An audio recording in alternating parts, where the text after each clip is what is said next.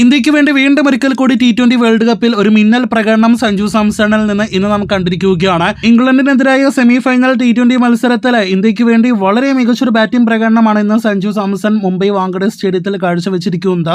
തുടർച്ചയായി രണ്ടാമത്തെ ഹാഫ് സെഞ്ചുറിയാണ് സഞ്ജു സാംസൺ ഇന്ന് നേടിയെടുത്തിരിക്കുന്നത്. വെസ്റ്റ് ഇൻഡീസിനെതിരായ നിർണായക മത്സരത്തിൽ 97 റൺസ് എടുത്ത് പുറത്താകാതെ എന്ന സഞ്ജു സാംസൺ 89 റൺസാണ് 42 പന്തുകളിൽ നിന്ന് ഇന്ന് നേടിയെടുത്തത്.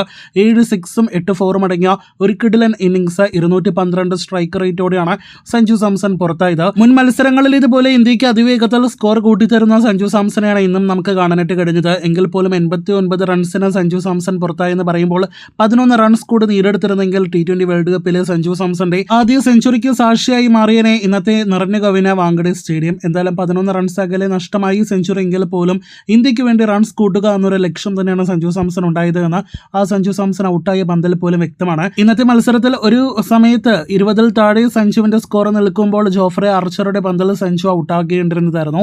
അവിടെ നിന്നും 89 റൺസ് വരെ എത്തിയല്ലോ എന്ന് നമുക്ക് നിലവിൽ ആശ്വസിക്കാം. സഞ്ജു ഇന്നത്തെ മത്സരത്തിൽ ഔട്ടാകുമ്പോൾ 13 ഓവറിലെ ഇന്ത്യ 160 റൺസിലേക്ക് എത്തപ്പെട്ടിരിക്കുകയാണ്. 200-250 റേഞ്ചിലെ റൺസ് എന്തായാലും ഇന്ത്യയെ ഇന്ന് ലോക്ക് ചെയ്ത് കഴിഞ്ഞിട്ടുണ്ട്. ബാക്കി കാത്തിരുന്ന് കണ്ടറിയാം.